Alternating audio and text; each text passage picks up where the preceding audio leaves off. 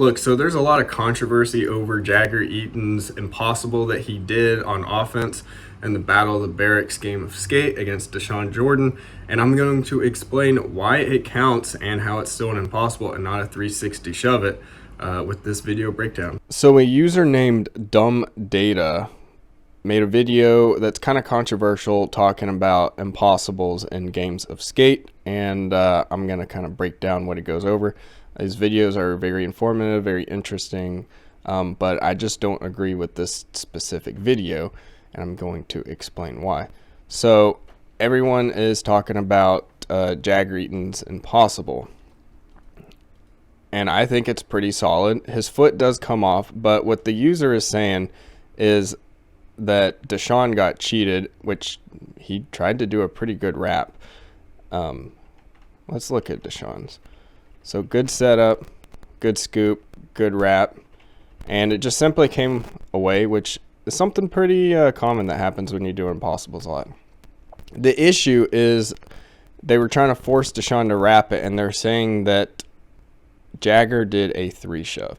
So the thing that's kind of biased about what Dumb Data said is they kind of just do it and they stop the video right here because his foot came off, and then they ignore the next part.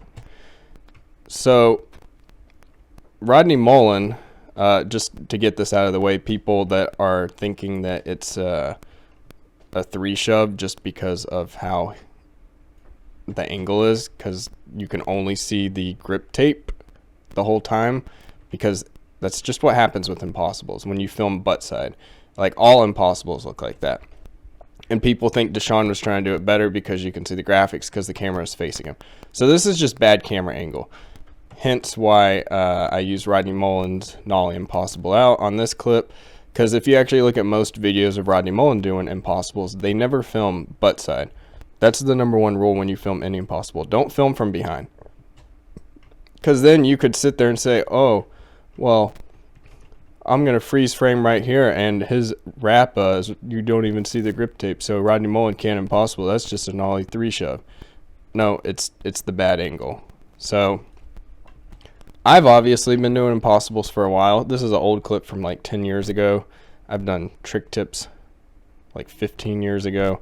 And sometimes your foot does come off. That's what the argument is. So just so people know, filming from behind is bad. So I think this is a pretty solid impossible back in the day. Slightly, if you look, my foot is disconnected right there. Okay? Look, it doesn't touch till there. But who's going to argue and say that's a 3 shove? Another example, I did this last year, impossible to fakie on a bank.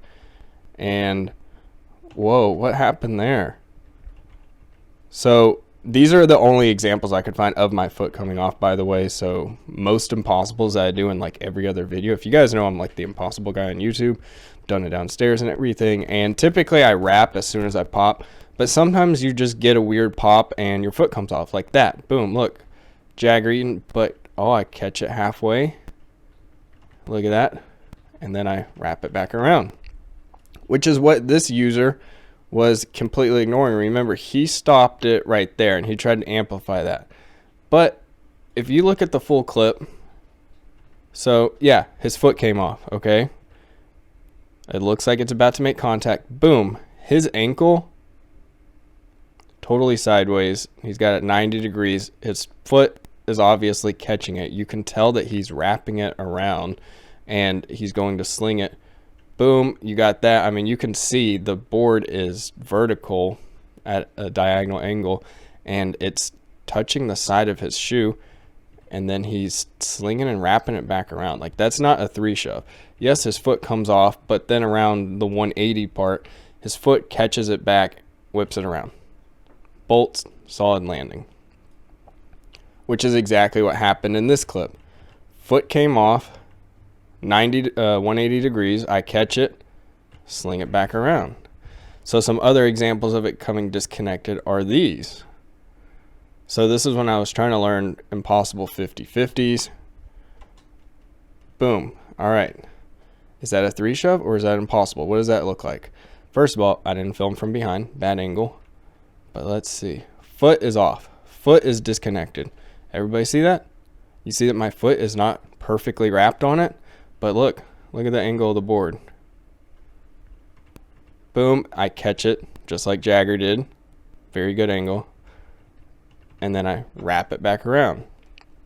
So we'll see them in full motion. I do it on almost all of these just to be able to sling it up onto the ledge. So eventually my camera died and I just got a cell phone clip forward when I landed it, but that's not the point of this video. Foot is barely on it. Like I pop it, my foot's disconnected. Foot's disconnected. I'm pressure sawing. Foot's disconnected. Then at halfway like Jagger, wrap it back around. Boom. Okay. This was in Idaho. I'd say it was a pretty good wrap, not the best landing. I wrapped it most of the way, but you can kind of see, I think I came off a little bit here. Hard to see because you don't film butt angle.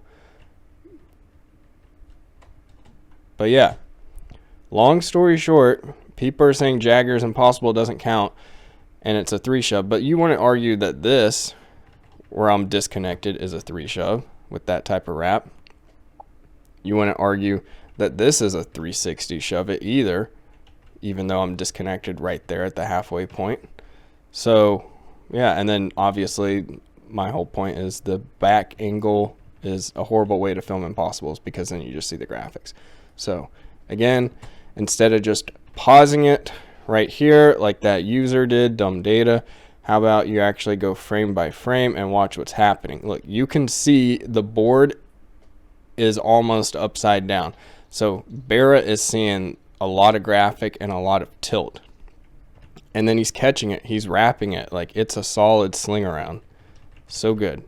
So again, that's just the bad angle. I don't want to sound like I'm up Jagger's, but his impossible does count. And just to say it's a 3-shove and doesn't count, and he didn't wrap it because his foot came off on the pop, which sometimes that happens when you're trying to do a really fast and quick pop, and then you catch and wrap it. That's just naturally how it happens.